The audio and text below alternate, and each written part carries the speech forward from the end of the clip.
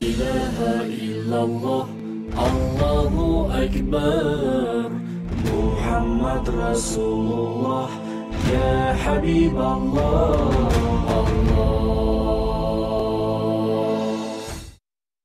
আসসালামু আলাইকুম রহমতুল্লাহি ওয়া বারাকাতুহু। ইন্নাল হামদুলিল্লাহি ওয়াসসালাতু ওয়াসসালামু আলা রাসূলিল্লাহ ওয়া আলা আলিহি ওয়া আসহাবিহি ওয়া মান ওয়ালা, আম্মা বা'দ। প্রিয় দর্শক, প্রত্যেকে জানাচ্ছি আন্তরিক প্রীতি এবং শুভেচ্ছা। শুরু করছি আমাদের নিয়মিত আয়োজন বরকতময় সাহারি অনুষ্ঠানটি। আর দর্শক, বরকতময় সাহারি অনুষ্ঠানের শুরুতেই আপনাদের জন্য রয়েছে কোরআনুল কারীমের তেলাওয়াত এবং তার সংক্ষিপ্ত তাফসীর। Allahu akbar, أعوذ بالله من الشيطان الرجيم. بسم الله الرحمن الرحيم.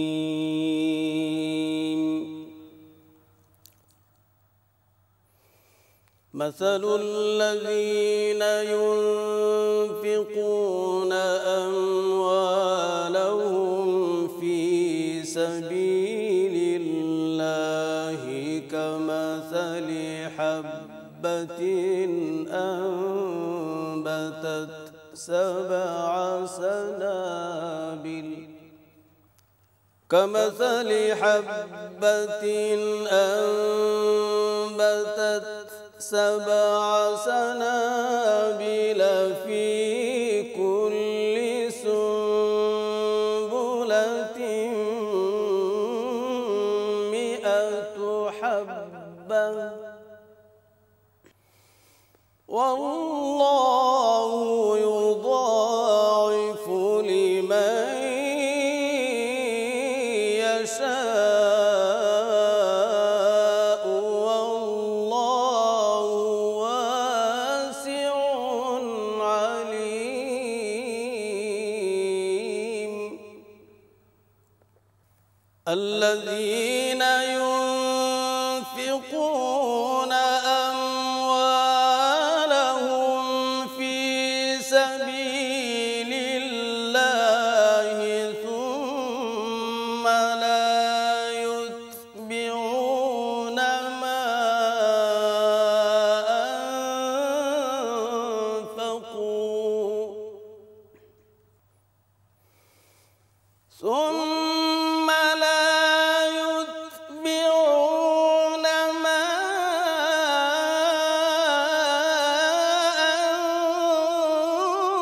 أنفقوا منا ولا أذى لهم أجرهم عند ربهم ولا خوف عليهم ولا هم يحزنون.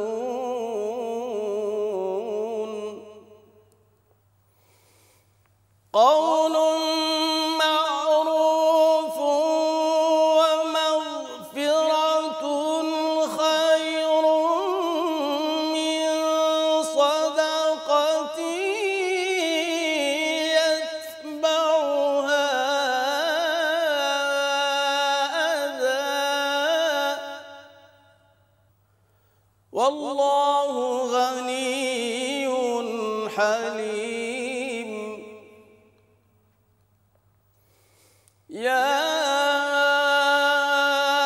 أيها الذين آمنوا لا تبطلوا صدقاتكم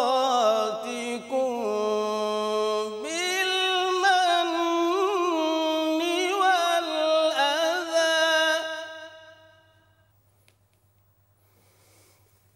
كالذي ينفق ماله رئاء الناس ولا يؤمن بالله واليوم الآخر فمثله كمثل صفوان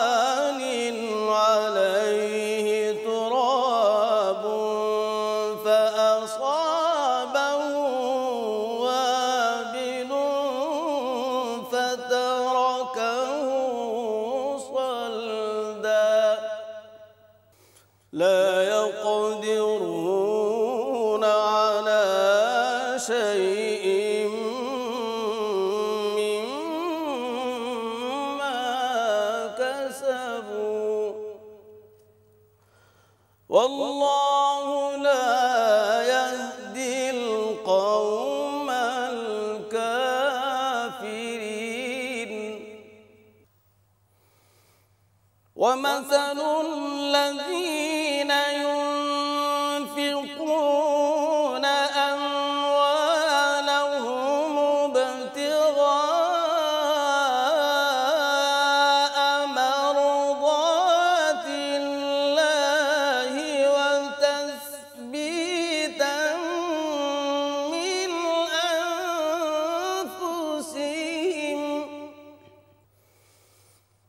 وتثبيتا من أنفسهم كمثل جنة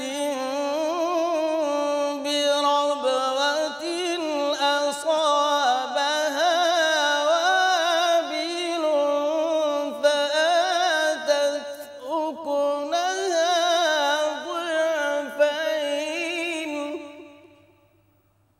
فإن لم يصيبها وابل فطل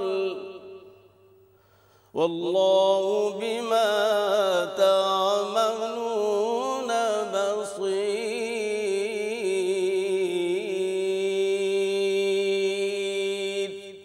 صدق الله العظيم الله أكبر السلام عليكم ورحمة الله وبركاته إن الحمد لله والصلاة والسلام على رسول الله وعلى آله وأصحابه ومن والاه সম্মানিত দর্শক শ্রোতা পবিত্র মাহে রমাদানের বিশেষ অনুষ্ঠান বরকতময় সাহারি প্রোগ্রাম থেকে আপনাদের সবাইকে মোবারকবাদ জানিয়ে আজকের তাফসিরুল কোরআন শুরু করছি। সম্মানিত দর্শক শ্রোতা, আজকের এই পর্বে আমরা কোরআনে কারিমের যেই আয়াতে কারিমাগুলোর তাফসির শুনব তা হলো সূরা আল বাকারার 261 নম্বর আয়াতে কারিমা থেকে 265 নম্বর আয়াতে কারিমা পর্যন্ত। আমরা সকলেই জানি কোরআনে কারিমের সবচেয়ে বৃহৎ যে সূরাটি সেই সূরাটি হলো সূরা আল বাকারা। আল্লাহ সুবহানাহু ওয়া তাআলা এই সূরাতে 286টি আয়াতে কারিমা নাজিল করেছেন। অনেকগুলো গুরুত্বপূর্ণ বিষয়ে আল্লাহ রাব্বুল আলামিন এই সূরায় আলোচনা করেছেন। তন্মধ্যে আমরা আজকের এই পর্বে যেই আয়াতে কারিমাগুলোর তাফসির শুনব এই আয়াতে কারিমাগুলোতে আল্লাহ রাব্বুল আলামিন ইনফাক ফি সাবিলিল্লাহ বা আল্লাহর রাস্তায় দান করা, খরচ করার ফজিলত এবং এই সংক্রান্ত যাবতীয় বিধিবিধান বর্ণনা করে আল্লাহ রাব্বুল আলামিন এই আয়াতে কারিমাগুলো নাজিল করেন। মুসলিম জীবনে, মুমিনের জীবনে এটি একটি অত্যন্ত গুরুত্বপূর্ণ বিষয় যে আল্লাহ সুবহানাহু ওয়া তাআলা একজন মুমিনকে যে সম্পদ দান করেন এই সম্পদের মালিকানা মুমিনের নিজের নয়, বরং এর মূল মালিক আল্লাহ সুবহানাহু ওয়া তাআলা। এজন্য আল্লাহ রাব্বুল আলামিন কোরআনে কারিমে ইরশাদ করেন, ইন্নাল্লাহা আশতারা আমওয়ালাকুম ওয়া আনফুসাকুম বিআন্না লাকুমুল জান্নাহ। আল্লাহ রাব্বুল আলামিন তোমাদের জান এবং তোমাদের সম্পদকে আল্লাহ পাক ক্রয় করে নিয়েছেন এই উদ্দেশ্যে যে আল্লাহ রাব্বুল আলামিন তার বিনিময়ে তোমাদেরকে জান্নাত দান করবেন। সুবহানাল্লাহ। আল্লাহ রাব্বুল আলামিনের রাস্তায় খরচ করা, দান করা এটি অনেক ফজিলতময়, বরকতময় একটি কাজ। আল্লাহ রাব্বুল আলামিন এই সূরার 261 নম্বর আয়াতে কারিমায় অত্যন্ত সুন্দরভাবে এই আল্লাহর রাস্তায় দানকে একটি উপমার সাহায্যে আল্লাহ রাব্বুল আলামিন সুন্দর করে তুলে ধরেছেন। আল্লাহ পাক ইরশাদ করেন, মাসালুল্লাযীনা ইউনফিকুনা আমওয়ালাহুম ফি সাবিলিল্লাহি কামাসালি হাব্বাহ। আল্লাহ রাব্বুল আলামিন ইরশাদ করেন, কোনো ব্যক্তি যখন আল্লাহ রাব্বুল আলামিনের রাস্তায় কোনো খরচ করে, কোনো দান করে, এই দানটি যেন একটি বীজের মতো। যখন কোনো ব্যক্তি একটি বীজ বপন করে, একজন কৃষক যখন একটি বীজ বপন করে, এটি যেমন পর্যায়ক্রমে তার থেকে শীষ বের হয়, ফসল গজায়, ফল ফলাদি ধরে, ঠিক আল্লাহ রাব্বুল আলামিন আল্লাহর রাস্তায় খরচ করাকে এই বীজ বপনের সাথে তুলনা করেছেন। আল্লাহ পাক বলেন এটি এত বরকতময় একটি বীজ বপন যে এটি আমবাতাত সাবা সানাবিলা, এই বীজ থেকে 60টি শীষ উৎপন্ন হয়। ফি কুল্লি সুম্বুলাতিম মিয়াতু হাব্বাহ, এবং প্রত্যেকটি শীষে আল্লাহ রাব্বুল আলামিন 100 করে আল্লাহ পাক এর মধ্যে শস্য দানা, এর মধ্যে ফল আল্লাহ পাক গজিয়ে দেন। অর্থাৎ কোনো ব্যক্তি যখন 1 টাকা আল্লাহর রাস্তায় খরচ করেন, আল্লাহ রাব্বুল আলামিন সেটিকে 700 গুণ পর্যন্ত বৃদ্ধি করে দেন। সুবহানাল্লাহ। আল্লাহর রাস্তায় খরচ করা কত ফজিলতময়, কত বরকতময় কাজ। সম্মানিত দর্শক শ্রোতা, এই পবিত্র মাহে রমাদানের সাথে এই আল্লাহর রাস্তায় খরচ করার সাথে গভীর একটি সম্পর্ক রয়েছে। হাদিসের মধ্যে এসেছে, কানা রাসূলুল্লাহ সাল্লাল্লাহু আলাইহি ওয়াসাল্লাম আজওয়াদান নাস, নবী সাল্লাল্লাহু আলাইহি ওয়াসাল্লাম ছিলেন পৃথিবীর মধ্যে সবচেয়ে বড় দানশীল। ওয়া কানা আজওয়াদা হিনামা ইয়াকুনু ফি রমাদান মা ইয়ালকাহু জিবরিল, কিন্তু রমাদান মাসে যখন জিবরিল আলাইহিস সালাম নবী সাল্লাল্লাহু আলাইহি সাল্লামের নিকটে আসতেন, তখন নবী সাল্লাল্লাহু আলাইহি সাল্লামের দানশীলতা আরও বহুগুণ বেড়ে যেত। এমনকি জিবরিল আলাইহিস সালাম যখন কোরআনে কারীমের তেলাওয়াতের দার্স করতেন, রাসূলুল্লাহ সাল্লাল্লাহু আলাইহি ওয়াসাল্লাম প্রবাহমান বাতাসের থেকেও আরও বেশি গতিতে আল্লাহর রাস্তায় খরচ করা শুরু করে দিতেন। সুবহানাল্লাহ। এজন্য সম্মানিত ভাই ও বোনেরা, এই পবিত্র মাহে রমাদানে আমাদেরকে ইনফাক ফি সাবিলিল্লাহর কাজটি বেশি বেশি করা উচিত। এমনকি এই মাহে রমাদানকে নবী সাল্লাল্লাহু আলাইহি সাল্লাম শাহরুস সদাকাহ, সদাকার মাস, দান খয়রাতের মাস হিসাবে উল্লেখ করেছেন। কারণ এই মাসে আমরা আমাদের উপরে, সম্পদের উপরে যে জাকাত ফরজ হয়ে থাকে, সেই জাকাত আমরা আদায় করে থাকি, সদাকাতুল ফিতির আদায় করে থাকি, এবং যার পক্ষে যতটুকু সম্ভব আমরা আল্লাহর রাস্তায় সদাকা করে থাকি। এই সদাকাগুলো মাহে রমাদানে আল্লাহ রাব্বুল আলামিন আরও অনেক গুণ তার ফজিলত বৃদ্ধি করে দেন। এমনকি জান্নাতের মধ্যে আল্লাহ রাব্বুল আলামিন একটি দরজা রেখেছেন, গেট রেখেছেন, যেই গেটের নাম দিয়েছেন বাবুস সদাকা। নবী সাল্লাল্লাহু আলাইহি সাল্লাম বলেন, দুইয়া মিন বাবিস সদাকা, যে ব্যক্তি বেশি বেশি আল্লাহর রাস্তায় খরচ করেন, সদাকা করেন, ওই ব্যক্তিকে জান্নাতের ওই বাবুস সদাকা থেকে কিয়ামতের ময়দানে আহ্বান করা হবে। সুবহানাল্লাহ। সম্মানিত দর্শক শ্রোতা, এর পরবর্তী যে আয়াতটি 262 নম্বর আয়াত, এখান থেকে পরবর্তী 4টি আয়াতে কারিমায় আল্লাহ রাব্বুল আলামিন দানের ক্ষেত্রে, আল্লাহর রাস্তায় দান করার ক্ষেত্রে কিছু বিধিবিধান বর্ণনা করেছেন। আমরা অনেক সময় দেখে থাকি আল্লাহর রাস্তায় খরচ করার ক্ষেত্রে, দান করার ক্ষেত্রে আমাদের দুনিয়াবি কিছু উদ্দেশ্য এর সাথে জড়িয়ে যায়। আমরা যাদেরকে দান খয়রাত করে থাকি তাদের থেকে পরবর্তীতে আমরা কিছু স্বার্থ, কিছু যে কোনো একটা জিনিস আমরা পাওয়ার উদ্দেশ্য করে থাকি। এরকম কোনো একটি উদ্দেশ্য নিয়ে, অর্থাৎ তার শ্রম নেওয়া অথবা তার থেকে কোনো সমর্থন নেওয়া, এরকম কোনো দুনিয়াবি উদ্দেশ্য নিয়ে যদি কেউ দান খয়রাত করে থাকেন, অথবা যদি মানুষকে দেখানোর জন্য আল্লাহর রাস্তায় খরচ করে থাকেন, সেই দান খয়রাতের পরিণতি কি হবে, এবং যেটি খালেজভাবে একমাত্র আল্লাহ রাব্বুল আলামিনের সন্তুষ্টির উদ্দেশ্যে দান করা হবে, তার পরিণতি কি হবে, আল্লাহ রাব্বুল আলামিন এই আয়াতে কারিমাগুলোতে সুন্দর করে তুলে ধরেছেন। আল্লাহ রাব্বুল আলামিন 262 নম্বর আয়াতে কারিমা ইরশাদ করেন, আল্লাযীনা ইউনফিকুনা আমওয়ালাহুম ফি সাবিলিল্লাহি সুম্মা লা ইউতবিউনা মা আনফাকু মান্নাও ওয়ালা আদা। যে ব্যক্তি আল্লাহর রাস্তায় খরচ করলো, পাশাপাশি ওই ব্যক্তি, ওই যাকে দান করলো, ওই ব্যক্তি থেকে কোনো প্রকারের স্বার্থ, কোনো উদ্দেশ্য তার মধ্যে থাকলো না, তাকে কখনো খোঁটা দিল না, তাকে কষ্ট দিল না। আল্লাহ রাব্বুল আলামিন বলেন এই রকম সদাকা যারা করবে লাহুম আজরুহুম ইনদা রাব্বিহিম ওয়ালা খাউফুন আলাইহিম ওয়ালা হুম ইয়াহজানুন। আল্লাহ রাব্বুল আলামিন তাকে এমন উজরত দান করবেন, তার দুনিয়াতেও কোনো ভয় থাকবে না এবং পরকালীন জীবনে তার কোনো চিন্তা পেরেশানি কিছুই থাকবে না। সুবহানাল্লাহ। এই জন্য আল্লাহ রাব্বুল আলামিন 263 নম্বর আয়াতে কারিমায় আল্লাহ পাক বলেন কাউলুম মা'রুফ ওয়া মাগফিরাতুন খায়রুম মিন সাদাকাতিন ইয়াতবাউহা আযা ওয়াল্লাহু গানিয়্যুন হালিম। আল্লাহ রাব্বুল আলামিন বলেন, বান্দা তুমি যদি একেবারে দান করতে নাও পারো, তোমার যদি দান করার সামর্থ্য না থাকে, তবুও তুমি মানুষের সাথে একটি সুন্দর কথা বলো, একটি মুচকি হাসি দাও। তোমার এই সুন্দর কথা, সুন্দর আচরণ এবং ওয়া মাগফিরা, মানুষকে ক্ষমা করে দেওয়া, ক্ষমার চোখে দেখা, এটি মিন সদাকাতিন ইয়াতবাউহা আযা।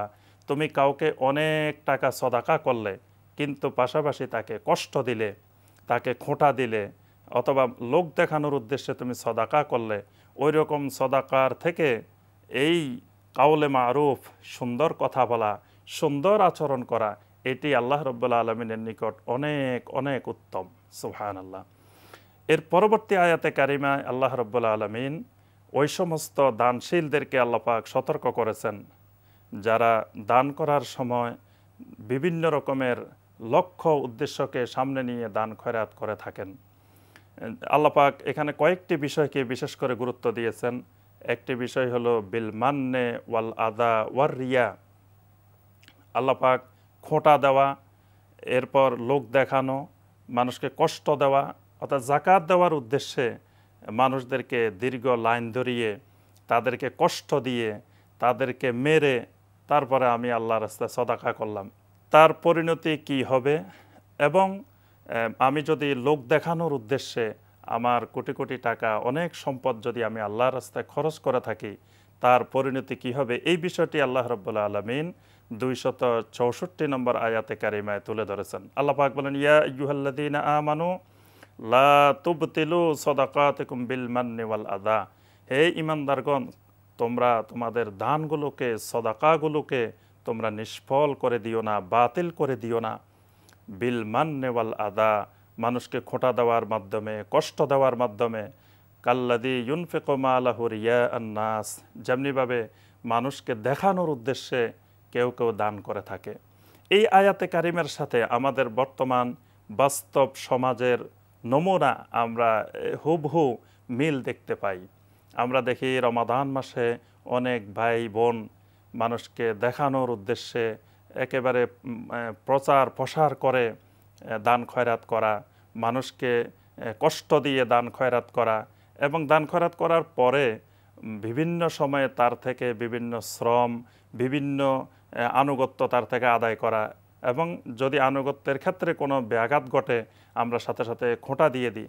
আল্লাহ রাব্বুল আলামিন বলেন, এটার দৃষ্টান্ত হলো কেউ যদি একটি মসৃণ পাথরের উপরে যদি পানি বর্ষণ করা হয়, সেখানে যেমন পানিগুলো জমা থাকে না, পানিগুলো সরে যায়, ঠিক একইভাবে কেউ যদি এরকম লক্ষ লক্ষ কোটি কোটি টাকাও যদি দান করে দেয়, এই দানের দ্বারা কোনো ফায়দা আল্লাহর নিকটে পাওয়ার আশা করা যায় না। আর সর্বশেষ আয়াতে কারিমায় আল্লাহ রাব্বুল আলামিন ওই সদাকাগুলো, ওই দানগুলোর সুন্দর উদাহরণ দিয়েছেন আল্লাহ পাক, যেই দানগুলো হবে ইবতিগা মারদাতিল্লাহ, আল্লাহ রাব্বুল আলামিনের সন্তুষ্টির উদ্দেশ্যে।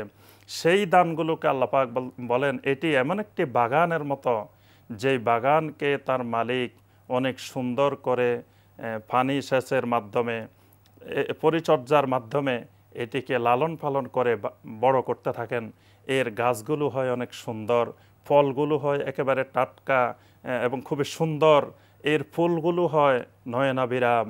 আল্লাহ রাব্বুল আলামিন বলেন, যেই সদাকাগুলো হবে ইবতিগা মারদাতিল্লাহ, আল্লাহ রাব্বুল আলামিনের সন্তুষ্টির উদ্দেশ্যে, সেই সদাকাগুলোকে আল্লাহ পাক এইভাবে লালন পালন করেন। এরপরে এই আয়াতে কারিমা থেকে আমরা শিক্ষা পাই যে একজন মুমিন সবসময় এই সদাকার ব্যাপারে খুব সতর্ক থাকে। আমার এই সদাকাটা কোথায় যাচ্ছে, আমার নিয়তের মধ্যে এখলাস আছে কিনা, আমার নিয়তে এখলাস বিনষ্ট হচ্ছে কিনা, এই বিষয়গুলো আমাদেরকে এই আয়াতে কারিমা থেকে আমাদেরকে শিক্ষা দেওয়া হচ্ছে যে আমরা যেন খেয়াল রাখি। আর একজন মুসলিম তার জীবনের সর্বোচ্চ ত্যাগ, সর্বোচ্চ কোরবানি আল্লাহর রাস্তায় খরচ করবেই, এটি মুমিনের বৈশিষ্ট্য। যেমনি করেছিলেন সাহাবাই কেরাম রাদওয়ানুল্লাহি তাআলা আলাইহিম আজমাইন। আবু বকর আস-সিদ্দিক রাদিয়াল্লাহু তাআলা আনহু, তিনি তার সম্পদের প্রায় অর্ধেকের বেশি তিনি মক্কা মুকাররমায় খরচ করেছিলেন। যখন তিনি ইসলাম গ্রহণ করেন তখন তার 40,000 দিরহাম সম্পদের মালিক ছিলেন, কিন্তু যখন তিনি হিজরত করে মদিনা মুনাওয়ারাতে যান তখন তার মাত্র 2,500 দিরহাম নিয়ে মদিনা মুনাওয়ারায় যান, এবং সেই সম্পদও তিনি মদিনা মুনাওয়ারায় গিয়ে অল্প কিছুদিনের মধ্যে আল্লাহর রাস্তায় খরচ করে দেন। খাদিজা রাদিয়াল্লাহু তাআলা আনহা অনেক সম্পদ নিয়ে ইসলাম গ্রহণ করেছিলেন, সেগুলোও তিনি আল্লাহর দ্বীনের জন্য খরচ করেছেন। এজন্য সম্মানিত দর্শক শ্রোতা ভাই ও বোনেরা, আমরা এই পবিত্র মাহে রমাদানকে সামনে রেখে এবং সারা বছরই আমরা আল্লাহর রাস্তায় বেশি বেশি খরচ করার আমরা চেষ্টা করব। আল্লাহর রাস্তায় দান খয়রাতের দ্বারা আমাদের সম্পদ কমবে না, বরং আল্লাহ রাব্বুল আলামিন আমাদের সম্পদকে আরও বৃদ্ধি করে দিবেন। এই মনোভাব নিয়ে, এই নিয়ত নিয়ে, এই ইখলাসের সাথে যদি আমরা এই মাহে রমাদানে বেশি বেশি খরচ করতে পারি, তাহলে আল্লাহ পাক আমাদের সম্পদের মধ্যে আরও খায়ের বরকত দান করবেন। আল্লাহ রাব্বুল আলামিন আমাদের সবাইকে আমাদের সম্পদগুলো থেকে সঠিকভাবে, সঠিক নিয়মে যাকাত আদায় করার, সদাকাতুল ফিতির আদায় করার এবং বেশি বেশি আল্লাহর রাস্তায় সদাকা করার আল্লাহ পাক তৌফিক দান করুন। আমিন ইয়া রাব্বাল আলামিন। আসসালামু আলাইকুম ওয়া রাহমাতুল্লাহি ওয়া বারাকাতুহু। আলহামদুলিল্লাহ দর্শক, আমরা শুনলাম তেলাওয়াত এবং জানলাম তাফসির। এবার আমাদের দায়িত্ব হচ্ছে কোরআনের এই আয়াতগুলোর ব্যাখ্যা অনুসারে আমাদের জীবন গঠন করা। আল্লাহু আকবার, প্রিয় দর্শক, এবার আমরা আলোচনা শুনব। আল্লাহু আকবার। আজকের আলোচ্য বিষয় হচ্ছে রমাদানে সালাফদের অবস্থা। আমরা সালাফ বলতে সালফে সালেহিনদেরকে বোঝাচ্ছি। সালফে সালেহিন বলতে আমাদের পায়াস প্রেডিসেসর, আমাদের অত্যন্ত যারা নেককার পূর্বসূরি, তারা কিভাবে রমাদানকে গ্রহণ করেছেন, উদযাপন করেছেন, রমাদানে তাদের আমল কী ছিল, তাদের কার্যকলাপকে, তাদের জীবনকে, তাদের সময়কে তারা কিভাবে সাজিয়েছেন, কাটিয়েছেন, এই বিষয়ে আমরা আলোচনা শুনব। আর এই বিষয়ে আলোচনা করার জন্য আজকে আমরা স্টুডিওতে আমন্ত্রণ জানিয়েছি বাংলাদেশের সিনিয়র ইসলামিক স্কলার, বিশিষ্ট মিডিয়া পার্সোনালিটি, বিশিষ্ট লেখক, গবেষক, আলোচক এবং ইসলামী বিশ্ববিদ্যালয় কুষ্টিয়ার আল ফিকহ ডিপার্টমেন্টের সম্মানিত অ্যাসোসিয়েট প্রফেসর জনাব ডক্টর আবু বকর মোহাম্মদ জাকারিয়াকে। আসসালামু আলাইকুম। ওয়ালাইকুম আসসালাম। মোহতারাম, আপনি কেমন আছেন? আলহামদুলিল্লাহ। আহলান সাহলান মারহাবান, ওয়েলকাম। আপনাকে স্বাগত জানাচ্ছি আমাদের আয়োজনে। ইয়াকুম। মোহতারাম, এই যে রমাদানে সালাফদের অবস্থা, আমরা একটু সালাফ বলতে আমরা কাদেরকে বোঝাচ্ছি এই বিষয়ে একটু আগে জানতে চাইব আপনার কাছে। বিসমিল্লাহ, আলহামদুলিল্লাহ, ওয়াসসালাতু ওয়াসসালামু আলা রাসূলিল্লাহ ওয়া বা'দ। সালাফ শব্দের অর্থ পূর্বসূরি, যেমনটি আপনি বলেছেন। যেমন সালাফ, খালাফ দুইটা শব্দ কোরআনে কারিমে এসেছে। কোরআনে কারিমে খালাফ শব্দ আসছে, সালাফ শব্দ এসেছে। তো সালাফ অর্থ আমরা পরিভাষায় যেটা বোঝাচ্ছি সেটা হচ্ছে রাসূলুল্লাহ সাল্লাল্লাহু আলাইহি ওয়াসাল্লামের সাহাবায়ে কেরাম, তার সঙ্গী সাথী যারা ছিলেন তারাই হচ্ছেন প্রথম সালাফ। তারপর তাদের উত্তম অনুসারী যারা ছিলেন তাবেঈন, তারা হচ্ছেন দ্বিতীয় কাতারের সালাফ।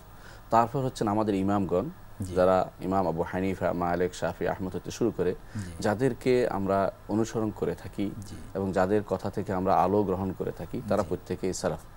তারা আসলে রাসূলুল্লাহ সাল্লাল্লাহু আলাইহি ওয়াসাল্লামের জীবন অনুসরণ করার কারণেই তারা আমাদের সালাফ হতে পেরেছেন। এই জন্য সালফে সালেহ বলা হয়, কারণ দুইটা অংশ আছে। আমাদের পূর্বসূরির মধ্যে কেউ কেউ আছে যাদের কথা গ্রহণযোগ্য নয়, অর্থাৎ সাহাবায়ে কেরামের পরে। সাহাবায়ে কেরাম সবাই গ্রহণযোগ্য, আলহামদুলিল্লাহ। তারা হচ্ছেন ঊর্ধ্ব আকাশের নক্ষত্র তুল্য। তাদেরকে আমরা সবাই নির্দ্বিধায় মেনে নেই, তাদের প্রশংসা করি, তাদেরকে ভালোবাসি, তাদের সুন্দরভাবে তাদেরকে উল্লেখ করি এবং তাদের জন্য আমরা দোয়া করি, রাদিয়াল্লাহু আনহুম ওয়া আরদাহুম, দোয়া করতে থাকি। এরাই হচ্ছেন মূলত সালফে সালেহিনের মূল আসল সাহাবায়ে কেরাম। এরপরে উম্মতি মুসলিমের মধ্যে তাবেঈনগণ আসলেন, যারা তাবেঈন অর্থ যারা সাহাবায়ে কেরামকে ঈমানের সাথে দেখেছেন, তাদের সাথে বর্ণনা, তাদের থেকে হাদিস বর্ণনা করেছেন। হাদিস বর্ণনা করাটা শর্ত এখানে তাবেঈ হওয়ার জন্য, হাদিস বর্ণনা করেছেন, তারা হচ্ছেন তাবেঈ। তো তাদের মধ্যে যারা সালফে সালেহ, যারা ভালো, তারা হচ্ছে আমাদের উত্তম পূর্বসূরি। এদের মধ্যে তাবেঈনদের মধ্যে সেকা ছিল, গায়রে সেকা ছিল, গ্রহণযোগ্য ছিল, অগ্রহণযোগ্য ছিল। কিন্তু আমাদের জন্য সালফে সালিহিন হচ্ছে তারাই যারা আমাদের হাদিসের বর্ণনা করেছেন, যারা আমাদের তাফসির বর্ণনা করেছেন আমাদের কাছে, অর্থাৎ সাহাবায়ে কেরাম থেকে যা যা শুনেছেন যথাযথভাবে আমাদের কাছে তা পৌঁছিয়েছেন, তারা হচ্ছেন সালফে সালেহ। এবং অনুরূপভাবে কোরআন এবং হাদিস থেকে ফিকহের জ্ঞান নিয়ে যারা এসেছেন এবং সেই জ্ঞান সারা দুনিয়া ছড়িয়ে দিয়েছেন, তারাও আমাদের সালফে সালেহ। তো আমার বিশ্বাস সালফে সালেহের বিষয়টা সুস্পষ্ট হয়েছে। আলহামদুলিল্লাহ, অনেক ধন্যবাদ মোতার আপনাকে। এরপর যদি আমরা একটু আপনার কাছ থেকে জানতে চাইবো, তা হচ্ছে তাহলে এই রমাদানকে সালাফ আমরা বা সালফে সালেহিনদের কথা বলছি, তারা কিভাবে গ্রহণ করেছেন, সেক্ষেত্রে তাদের আমলগুলো কী ছিল, যাতে আমাদের দর্শকরাও, কারণ আমরা তো সালাফদেরকে অনুসরণ করতেই হবে যদি আমরা মর্যাদা সে শিখরে যেতে চাই। ইমাম আহমদ বিন হাম্বল যে কথা বলেছেন যে আমরা যদি এই জাতি ততক্ষণ পর্যন্ত তারা উন্নত হবে না বা তারা সফলতা অর্জন করতে পারবে না যতক্ষণ পর্যন্ত তারা তা না করে যা তাদের পূর্বসূরীরা করেছিল, উত্তম পূর্বসূরীরা। তো তাহলে আমরা তাদের বিষয়টা একটু জানতে চাই। আলহামদুলিল্লাহ, আপনার কথাটি সুস্পষ্ট এখানে যে ইমাম মালিক রহমতুল্লাহ আলাইহি বলেছেন, লা ইয়াফলা হাযিল উম্মাহ লা ইয়াফলা আখির হাযিল উম্মাহ ইল্লা মা সালুহা বি আউয়ালুহা, যে এই উম্মতের সর্বশেষ অংশ কখনো সফল কাম হতে পারবে না, সঠিক জায়গায় পৌঁছতে পারবে না যতক্ষণ না তার প্রথম অংশ সঠিক জায়গায় অনুসরণ করে থাকে। তারা যে কাজটি করেছে সে কাজটির যথাযথ অনুসরণ হচ্ছে মূলত দিন। এর বাইরে কোনো কোথাও দিনের কোনো অস্তিত্ব খুঁজে পাওয়া যাবে না। এই জন্য যেই জিনিস সাহাবায়ে কেরাম করেননি সেই জিনিস আমাদের করার প্রয়োজন নেই। এই জন্য আমরা বলে থাকি যে এটাই হচ্ছে রাসূলুল্লাহ সাল্লাল্লাহু আলাইহি ওয়াসাল্লাম করেছেন, সাহাবায়ে কেরাম করেছেন, এটা অনুসরণ করতে হবে, আর এটা করেননি সুতরাং এটাকে বাদ দিতে হবে। এই জন্য এই জিনিসটাকে আমাদের জানতে হবে, কেন আমরা রাসূলুল্লাহ সাল্লাল্লাহু আলাইহি ওয়াসাল্লামের এবং সাহাবায়ে কেরামের অনুসরণ করব বা তাবেঈনদের অনুসরণ করব যারা রাসূলুল্লাহ সাহাবায়ে কেরামকে অনুসরণ করেছেন, এটা আমাদের জানতে হবে। এর প্রথম কারণ হচ্ছে সাহাবায়ে কেরাম রিদওয়ানুল্লাহি আলাইহিম আজমাইন, তারা আসলে রাসূলুল্লাহ সাল্লাল্লাহু আলাইহি ওয়াসাল্লামের আমলের পূর্ণ রূপ ছিল। সাহাবায়ে কেরাম রাসূলুল্লাহ সাল্লাল্লাহু আলাইহি ওয়াসাল্লাম কি করতেন, কোন সময় কি করেছেন, কোন দিক দিয়ে চলেছেন, কোন অবস্থায় কি করেছেন, সেটাও সাহাবায়ে কেরাম দেখিয়ে দিয়েছেন। সুবহানাল্লাহ। রাসূলুল্লাহ সাল্লাল্লাহু আলাইহি ওয়াসাল্লাম আজানের পরে, ফজরের আজানের পরে হাত রেখে একটু ঘুমিয়ে নিতেন, সাহাবায়ে কেরাম দেখিয়ে দিতেন যে এটা এইভাবে করেছেন, ঠিক এইভাবে তারা পছন্দ করেছেন। এটা শুধু একটা উদাহরণ হিসেবে বললাম যে পূর্ণ একটা আয়না স্বরূপ তাদের রাসূলুল্লাহ সাল্লাল্লাহু আলাইহি ওয়াসাল্লাম প্রত্যেকটি কাজের আয়না স্বরূপ হচ্ছে সাহাবায়ে কেরাম রাদিয়াল্লাহু আলাইহিম আজমাইন। তারা দেখিয়েছেন কিভাবে রমজান মাসে কাজগুলি করতে হবে, রাসূলুল্লাহ সাল্লাল্লাহু আলাইহি ওয়াসাল্লাম দেখেছেন, সেভাবে তারাও তাদের ছাত্রদের সেভাবে দেখিয়ে দিয়েছেন। রাসূলুল্লাহ সাল্লাল্লাহু আলাইহি ওয়াসাল্লাম রমজান মাসে কি করতেন সেই কাজগুলো যদি আমরা বিশ্লেষণ করি তাহলে আমরা বুঝতে পারবো যে সালফে সালেহিন কি করেছেন। রাসূলুল্লাহ সাল্লাল্লাহু আলাইহি ওয়াসাল্লাম কি করেছেন সেটা সালফে সালেহিন পুরোপুরি আমল করেছেন। তার মধ্যে প্রথম যে কাজটি ছিল সেটা হচ্ছে যথাযথভাবে সাওম পালন করা। এটাতে কারো কোনো দ্বিমত নেই যে এটা করতেই হবে, এটা ফরজুম মিন ফুরুজুল ইসলাম, ইসলাম একটি ফরজ, এটা অবশ্যই যথাযথভাবে আদায় করতে হবে। এবং এই মাসের বড় কাজ হচ্ছে কিন্তু সাওম পালন করা নিঃসন্দেহে। দ্বিতীয় বড় কাজটি যা সালফে সালেহিন করেছেন, এই জন্য যে রাসূলুল্লাহ সাল্লাল্লাহু আলাইহি ওয়াসাল্লাম এটা গুরুত্ব দিয়েছেন, তা হচ্ছে কিয়ামুল লাইল, সিয়ামুর রমাদান এবং কিয়ামুর রমাদান, দুইটা জিনিস। সিয়ামুর রমাদানের কথা আমরা বলেছি। দ্বিতীয় যে কাজটি, বড় কাজটি সালফে সালেহিন করতেন তা হচ্ছে কিয়ামুর রমাদান, রমজান মাসে রাতের বেলা সালাত আদায় করা। সুবহানাল্লাহ। রাসূলুল্লাহ সাল্লাল্লাহু আলাইহি ওয়াসাল্লাম দেখিয়ে দিয়েছেন রাতে দিনের বেলা আল্লাহর জন্য সিয়াম পালন করেছে, রাতের বেলা তারা ঘুমিয়ে যায়নি যে কষ্ট হয়েছে এটা নয়, ইবাদতের পরে আরেক ইবাদত নিয়ে তারা দাঁড়িয়ে গেছে। রাসূলুল্লাহ সাল্লাল্লাহু আলাইহি ওয়াসাল্লাম সাহাবায়ে কেরাম কিয়াম করতেন, মসজিদে নববীতে তারা দেখা গেছে বিভিন্নভাবে ভাগ হয়ে সালাত আদায় করতেন। আবু বকর রাদিয়াল্লাহু আনহুর সময় পর্যন্ত সেভাবে ছিল। কেন সেভাবে ছিল? রাসূলুল্লাহ সাল্লাল্লাহু আলাইহি ওয়াসাল্লাম 3 দিন দাঁড়িয়েছিলেন, 3 দিন কিয়াম করেছেন, অর্থাৎ তারাবি সালাত আদায় করেছেন। তিনি সালাতের এশার পর থেকে শুরু করে একদম সাহাবী বলতেছেন যে হাত্তা খাশিনাল ফালাহ, আমরা ভয় পাচ্ছিলাম যে হাইয়া আল ফালাহ বলে সকাল হয়ে যায় কিনা, আযান দিয়ে দেয় কিনা, আমরা সেহরি খেতে পারবো কি পারবো না, সেহরিকে তারা ফালাহ বলতেন, তারাই ভয় পাচ্ছিলেন। কিন্তু রাসূলুল্লাহ সাল্লাল্লাহু আলাইহি ওয়াসাল্লাম 3 দিন পর আর বের হননি। কেন? ভয় পেয়েছিলেন মাখাফাতান তুফরাদা আলাইহিম। কারণ আমরা জানি যে উম্মতের যে জিনিসে কষ্ট হয় রাসূলুল্লাহ সাল্লাল্লাহু আলাইহি ওয়াসাল্লাম তা থেকে দূরে থাকতেন। আল্লাহ তাআলা এই প্রশংসা করেছেন তার নবীকে, তিনি বলেছেন লাকাদ জাআকুম রাসূলুম মিন আনফুসিকুম আজিজুন আলাইহি মা আনিতুম হারিসুন আলাইকুম বিল মুমিনিনা রাউফুর রাহিম। তোমাদের জন্য এমন রাসূল পাঠিয়েছি, তোমাদের কাছে এসেছে এমন রাসূল যে জিনিস তোমাদের কষ্ট দেয় এটা তাকে আরো বেশি কষ্ট দেয়। আজিজুন আলাইহি মা আনিতুম হারিসুন আলাইকুম, তোমাদের জন্য অত্যন্ত দরদি তিনি।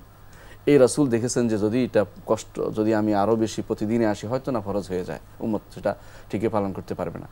সাহাবায়ে কেরাম রাদিয়াল্লাহু আলাইহিম আজমাইন তারা দেখলেন যে রাসূলুল্লাহ সাল্লাল্লাহু আলাইহি ওয়াসাল্লাম আসলে যে কারণে তিনি সেটা করেননি সেই কারণ এখন আর নেই, যেহেতু রাসূলুল্লাহ সাল্লাল্লাহু আলাইহি ওয়াসাল্লাম এখন আর দুনিয়াতে নেই, তো সাহাবা একরাম কিন্তু ঠিকই রাসূলুল্লাহ সাল্লাল্লাহু আলাইহি ওয়াসাল্লাম সেই কাজটি বাস্তবায়ন করেছেন। কারণ রাসূলুল্লাহ সাল্লাল্লাহু আলাইহি ওয়াসাল্লাম হাদিসে বলেছেন, মান কামা রমাদানা ঈমানান ওয়া ইহতিসাবান গুফিরা লাহু মা তাকাদ্দামা মিন যামবি। যেই ব্যক্তি ঈমান, আল্লাহর উপর ঈমান রেখে এবং সওয়াবের আশা করে রমাদানের কিয়াম করবে, তার পূর্ববর্তী গুনাহসমূহ ক্ষমা করে দেওয়া হবে। সাহাবা কেরাম সেজন্য কিয়াম করেছেন, রাতের বেলায় কিয়াম করেছেন এবং তাদের সে কিয়াম ছিল অনেক দীর্ঘ ছিল। বরং কোনো কোনো বর্ণনা এসেছে যে তারা এক এক রাকাতে 100 আয়াত করে পড়তেন। সুবহানাল্লাহ। এখন 100 আয়াত করে পড়া যে কত কঠিন কাজ সেটা আমরা সবাই বুঝতে পারি, অনেকে সেটা সহ্য করতে পারে না।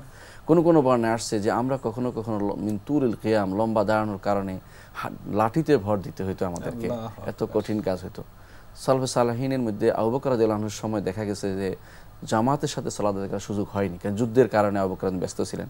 উমর রাদিয়াল্লাহু আনহুর খিলাফতের আমলে তিনি দেখলেন যে মসজিদে নববীতে বিভিন্নভাবে আউজা মুতাফাররিকিন ভাগ হয়ে তারা সালাত আদায় করছে। তিনি বললেন যে না, এইভাবে তো হবে না। তিনি বললেন, উবাই ইবনে কাব কোথায়, আসো। তিনি তাকে ডেকে বললেন সবাইকে নিয়ে সালাত আদায় করো। তিনি তখন সবাইকে নিয়ে সালাত আদায় করলেন। সে থেকে সুন্নাহ ওমরিয়া, ওমর রাদিয়াল্লাহু আনহু সেই সুন্নাত আলহামদুলিল্লাহ যেটা তিনি নতুন করে আবার চালু করেছেন, যেটা রাসূলুল্লাহ সাল্লাল্লাহু আলাইহি ওয়াসাল্লাম শুরু করেছিলেন, সেটা ওমর রাদিয়াল্লাহু আবার চালু করেছেন। সেটা আলহামদুলিল্লাহ আজ পর্যন্ত আমাদের মসজিদগুলোকে চালু আছে। এই জন্য সালফে সালেহিন কেউ বলেছিলেন যে আল্লাহ উমরকে রহমত করুন, যিনি আমার মসজিদগুলিতে আলোকিত করে দিয়েছেন। আল্লাহু আকবার, আল্লাহু আকবার। ওমর রাদিয়াল্লাহু আনহু সেই কাজটি করেছিলেন এবং সেই জন্য তিনি আলহামদুলিল্লাহ যত মানুষ কিয়ামত পর্যন্ত এই কাজটি করবে তত জন্য সওয়াব তার আমলনামায় লেখা হবে কাফাইলিহি। এই জন্য এই কাজটি ছিল সালফে সালেহিনের বড় কাজ। তারা এবং ওমর রাদিয়াল্লাহু এটাও বলেছিলেন যে ওয়াল্লাতি তানামুনা আনা আফদাল, তোমরা প্রথম রাতের প্রথম অংশে যেভাবে দাঁড়াচ্ছ, যদি শেষ অংশ দাঁড়াতে সেটা আরো বেশি উত্তম হতো। অর্থাৎ তিনি চেয়েছেন যে সালাতুল লাইল প্রথম অংশ, কিয়ামুল লাইল হচ্ছে, কিন্তু সালাতুল লাইল পুরোটা কিন্তু অর্থাৎ ঘুম থেকে ওঠার পরে পড়াটা আরো বেশি উত্তম।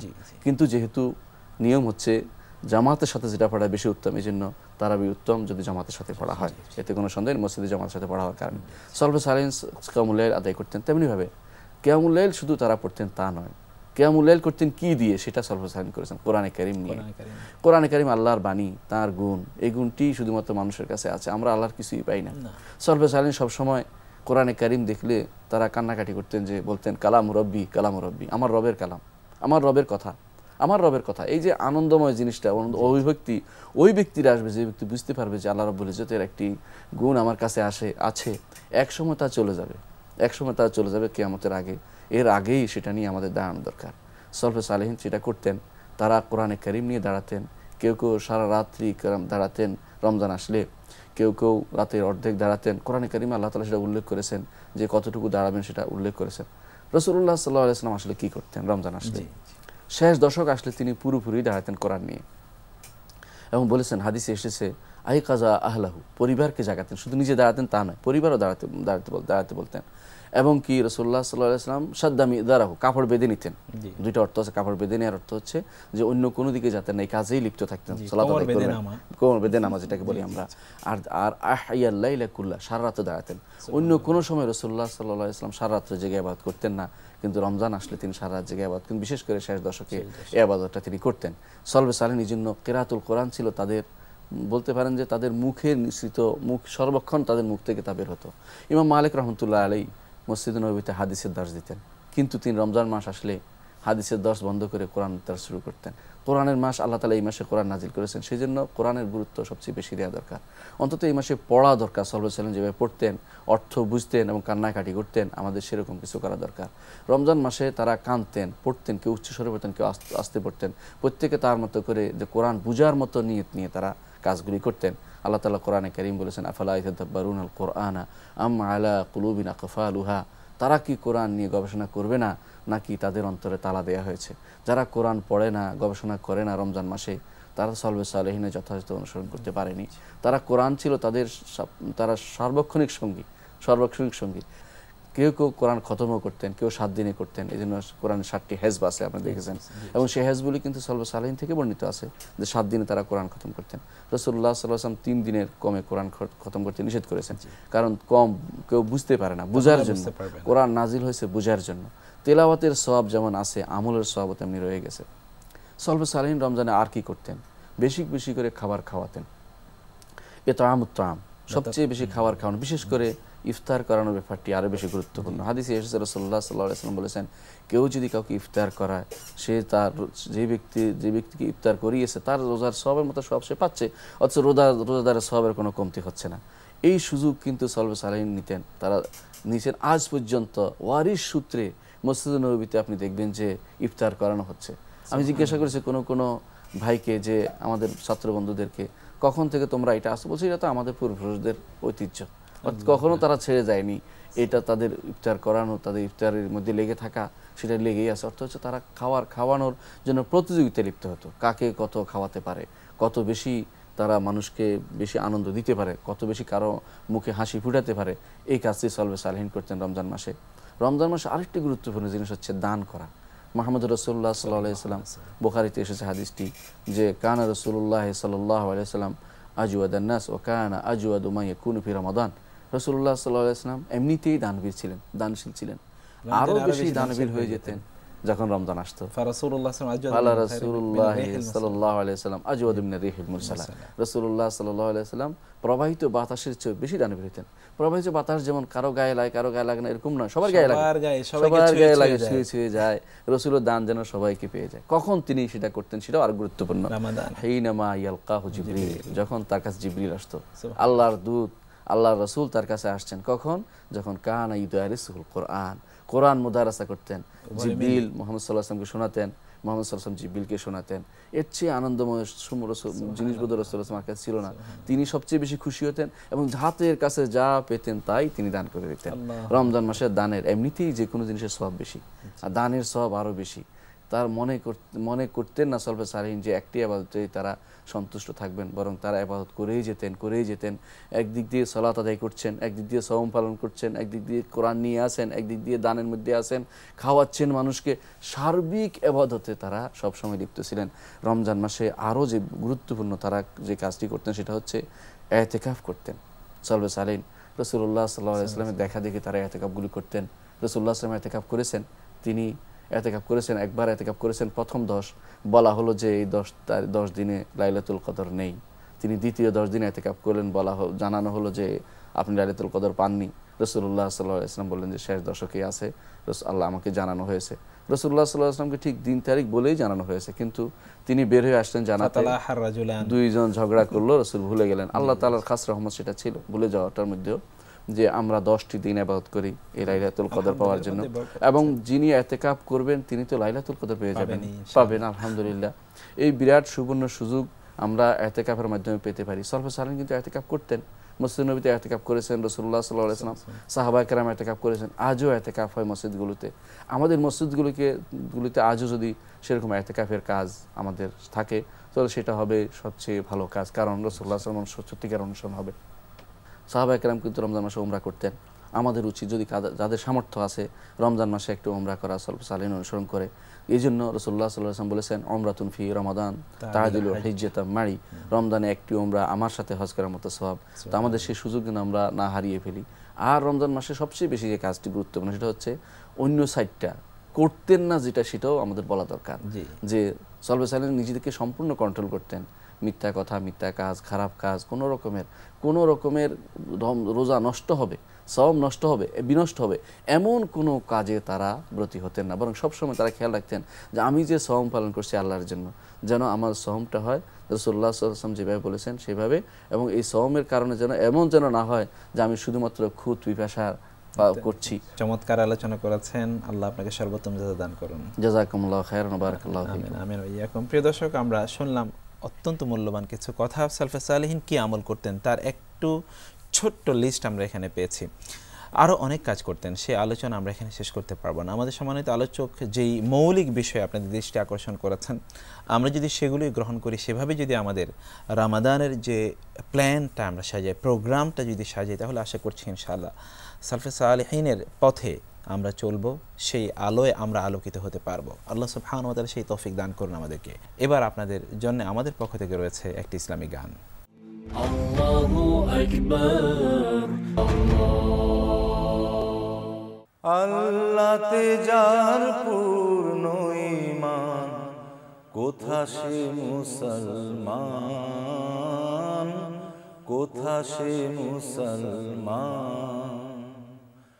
আল্লাহতে যার পূর্ণ ঈমান, কোথা সে মুসলমান,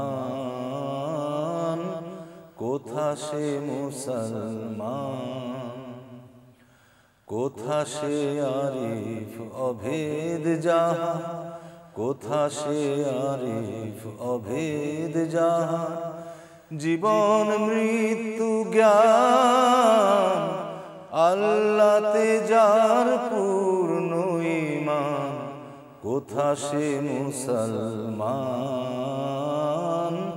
কোথা সে মুসলমান। যার মুখে শুনে তাওহীদের কালাম, ভয়ে মৃত্যু করিত সালাম। যার মুখে শুনে তাওহীদের কালাম, ভয়ে মৃত্যু করিত সালাম। যার দিন দিন রবে কাঁপিত দুনিয়া, দিন দিন রবে কাঁপিত দুনিয়া। জিন পরি ইনসান, কোথা সে মুসলমান, কোথা সে মুসলমান। আল্লাহতে যার পূর্ণ ঈমান, কোথা সে মুসলমান, কোথা সে মুসলমান। স্ত্রী পুত্রে আল্লাহরে শফি, জেহাদে যে নির্ভীক। হেসে কুরবানি দিত প্রাণ, হায় আজি তারা মাগে ভিক। স্ত্রী পুত্রে আল্লাহরে শফি, জেহাদে যে নির্ভীক।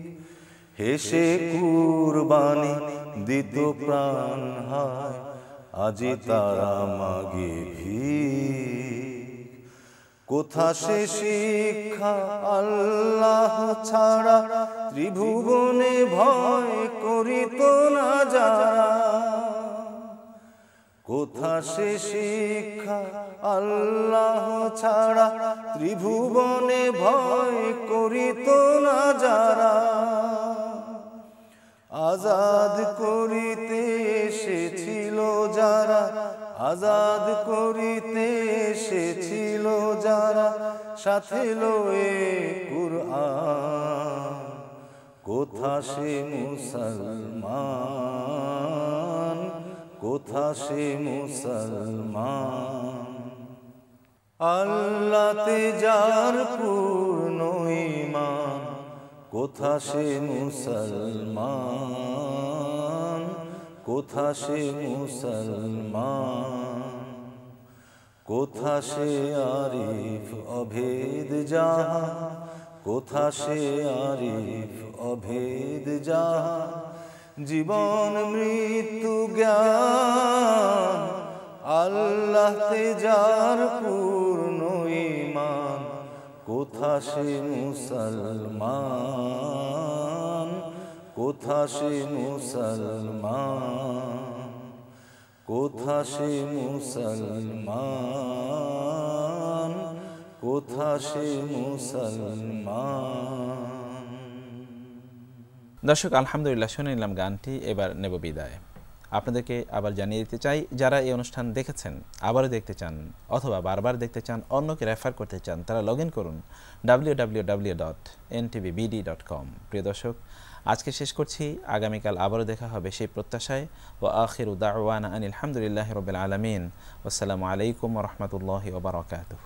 আল্লাহু আকবার, আল্লাহু আকবার, ইন্নাকা আনতাস সামিউল আলিম, ওয়া লা ইল্লাল্লাহ আজিজুল হাকীম।